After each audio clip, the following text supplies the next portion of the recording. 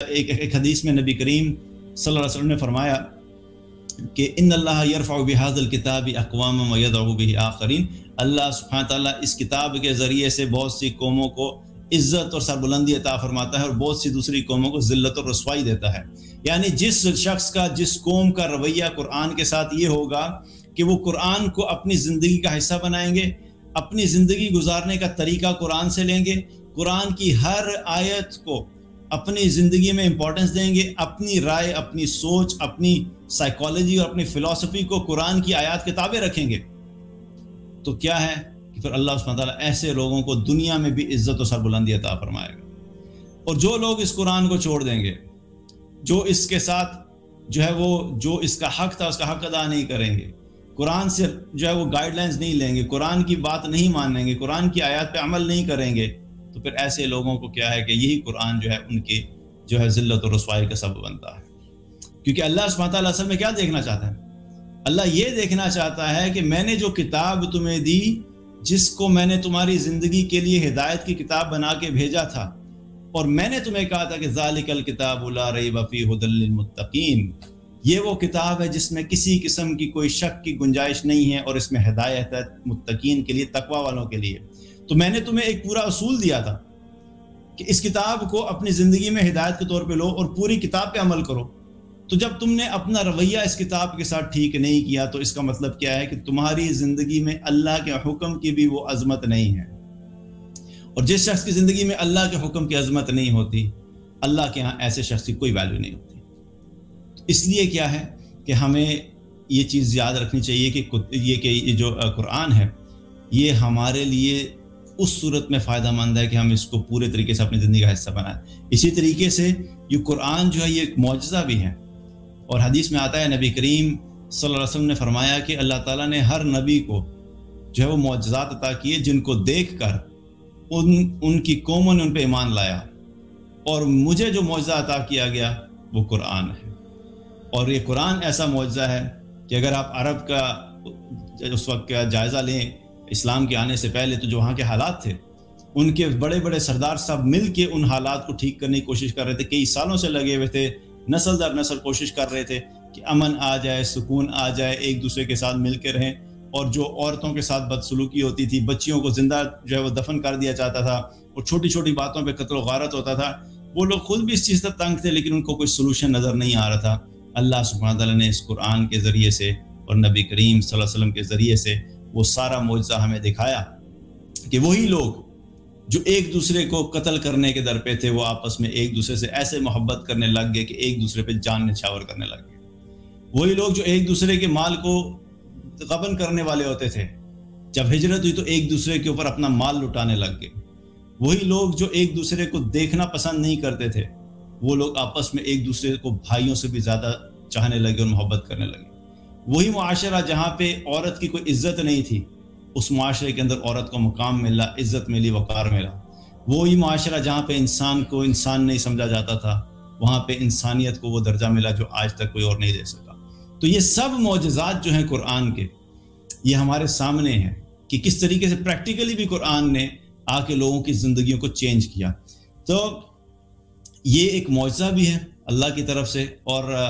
ہمارے چونکہ معجزوں کا کانسیپٹ کیا ہے کہ ہم معجزات جو ہیں وہ چھوٹی چھوٹی چیزوں میں ڈھونڈ رہے ہوتے ہیں۔ ٹماٹر کاٹ کے اس میں سے معجزہ نکال دیتے ہیں، کہیں پہ روٹی پکاتے ہیں تو اس میں سے معجزہ نکال رہے ہوتے ہیں، کہیں پہ بادل آ جائیں گے، کچھ شکل بنی ہوگی تو گھما پھرا کے کچھ نہ کچھ سے دکھا دیں گے، دیکھیں جی اللہ کا معجزہ۔ یہ معجزات نہیں ہے۔ اتنا بڑا معجزہ ہمارے گھروں میں پڑا ہوا ہے جس نے پوری انسانیت کی تاریخ کو تبدیل کر دیا، وہ معجزہ ہمیں معجزہ نظر نہیں آتا۔ اور یہ وہ معجزہ ہے جو کہ کسی بڑے سے بڑے ڈاکو، چور، زانی کو تبدیل کرنے کی اگر کوئی طاقت رکھتا ہے تو وہ قرآن ہے، اور قرآن نے ہی تبدیلی لائی۔ اسی لیے ہمیں بہت سارے ایسے کیسز ملتے ہیں کہ جو کتنے شراب پینے والے تھے، زنا کرنے والے تھے، ڈاکے ڈالنے والے تھے، لیکن جو ہی اسلام کا پیغام ان تک پہنچا، ان کے دل میں اس پیغام نے گھر کیا، اور کیا ہوا کہ وہ پلٹ آئے اور پھر ایسی تقوی والی زندگی اختیار کی کہ اس کی مثال ہمیں نہیں ملتی۔ تو وہ کیا چیز پہنچی تھی ان تک؟ وہ قرآن کا پیغام پہنچا تھا جس نے ان کی زندگیوں کو تبدیل کیا۔ تو یہ معجزہ ہے، ہمیں بھی اپنی زندگیوں میں اس معجزے پہ فوکس کرنا چاہیے، ڈھونڈنا چاہیے کہ کسی طریقے سے یہ قرآن جو ہے ہماری زندگیوں کو بھی تبدیل کر دے اور ہماری زندگی میں بھی معجزہ آ جائے۔ اسی طریقے سے قرآن جو ہے یہ آخرت میں بھی، جو قیامت والے دن جو ہے وہ بھی ہمارے کام آئے گا۔ بلکہ قیامت سے پہلے اگر دنیا میں دیکھیں تو دنیا میں بھی ہماری جو ایک ریکوائرمنٹ ہے وہ کیا ہے کہ ہم ایک ہدایت والی زندگی جو ہے وہ گزارنا چاہتے ہیں۔ اور ایک حدیث میں آتا ہے کہ نبی کریم صلی اللہ علیہ وسلم نے فرمایا